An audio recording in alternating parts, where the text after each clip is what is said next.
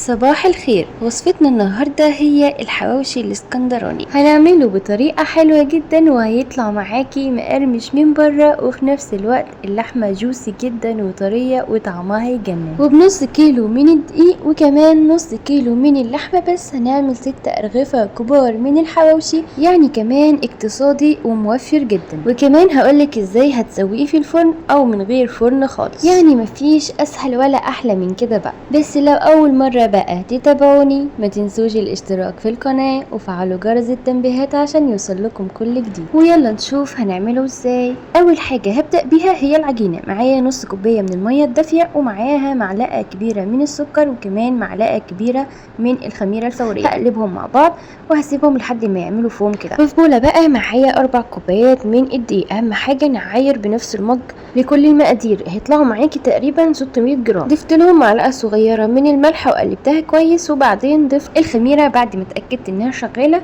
واديتها تقليبة، وبعدين في نفس الكوباية اللي كان فيها الخميرة ضفت كوباية من المية الدافية. هقلب كده العجينة بقى وهبدأ اعجن فيها بايدي بالشكل اللي انتوا شايفينه ده. هتاخد معاكم تقريبا 5 دقايق عجن. عايزين قوام العجينة يكون طري وبيلزق شوية في الايد. بعد ما عدى تقريبا 5 دقايق عجن ضفت هنا تلت كوباية من الزيت، وهكمل عجن بقى لحد ما العجينة تلم معايا وما تبقاش بتلزق في الايد كده. هنا زي ما انتوا شايفين اهوت بدأت تلم معايا بعد ما كمية الزيت اللي انا حطيتها اتوزعت كويس في العجينة، بقت عجينة متماسكة بالشكل ده. هحط بقى شوية كده من الزيت في البولة وبعدين هرجع احط عليها شوية كمان من الزيت فوق وهغطيها بقى كده، وبعدين هحطها في الفرن جنب اللمبة كده عشان تخمر بسرعة. اخدت معايا تقريبا نص ساعة عقبال ما حضرت الحشوة بتاعة الحواوشي اللي هي عبارة عن نص كيلو من اللحمة المفرومة بس يكون فيها نسبة دهون، ومعايا بصلتين كبار مبشورين وكمان قرنين فلفل مبشورين، ومعايا فصين من الثوم المفروم وكمان طماطمايه صغيرة مبشورة. والتوابل عبارة عن ملح وفلفل وكمان كزبرة وبابريكا ورشة كده من الشطة. لو مش بتحبوا السبايسي ما تضيفوهاش، بس عشان الفلفل عندي ما كانش حامي فاستبدلته برشة كده من الشطة. وكمان معانا معلقة صغيرة من بهارات اللحمة وكمان معانا رشة من جوز الطيب. هقلب بقى كل المكونات دي مع بعض لحد ما احس ان اللحمة بقت قطعة واحدة كده متماسكة، بقدر اشكلها على شكل كرة بالشكل ده. وده بقى شكلها بعد ما كورتها كلها. دلوقتي بقى ده شكل العجينة بعد ما خمرت معانا. شايفين بقى تضاعف حجمها وبقى شكلها حلو قوي.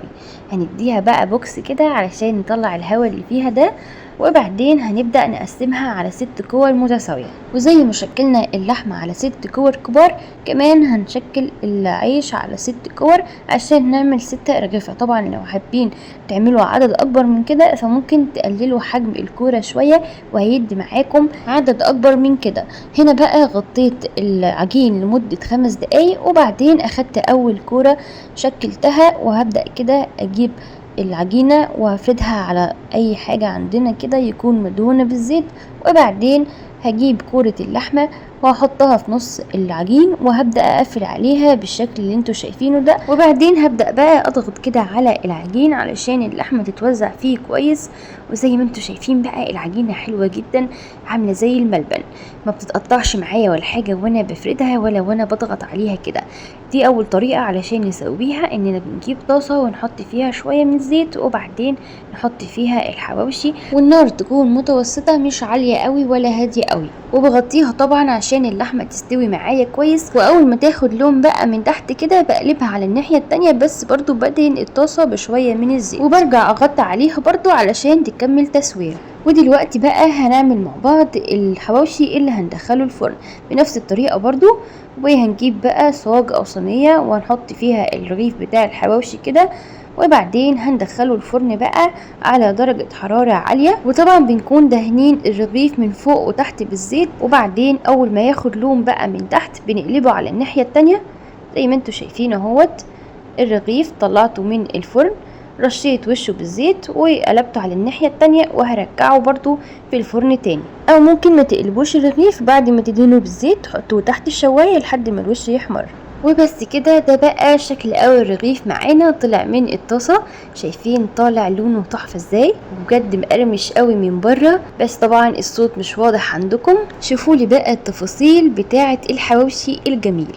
شايفين بقى اللحمه مستويه من جوه، طبعا الرغيف لسه سخن جدا مش عارفه امسكه، بس اللحمه طريه وجوسي جدا جدا، منشفتش معانا ولا حاجه. وما تقلقوش، هي بتستوي كويس جدا. وده طبعا الرغيف اللي كان في الفرن، طالع بجد شكله حلو قوي كمان ولونه تحفه. تعالوا بقى نشوفه من جوه عامل ايه. بصوا شوفوا بقى الحلاوه، شايفين الرغيف طالع حلو جدا، اللحمه مستويه جدا جدا ولسه طريه. وده بقى تاني واحد معانا كان في الطاسه، زي ما انتم شايفين ده كان في الطاسه وده كان في الفرن. اختاروا بقى طريقه التسويه المناسبه ليكم زي ما انتم حابين. وبس كده عملنا احلى حواوشي اسكندراني، جربوه بقى واتمنى يعجبكم. لايك بقى لو عجبكم الفيديو، وما تنسوش الاشتراك في القناه وكتروا الشير، واشوفكم على خير.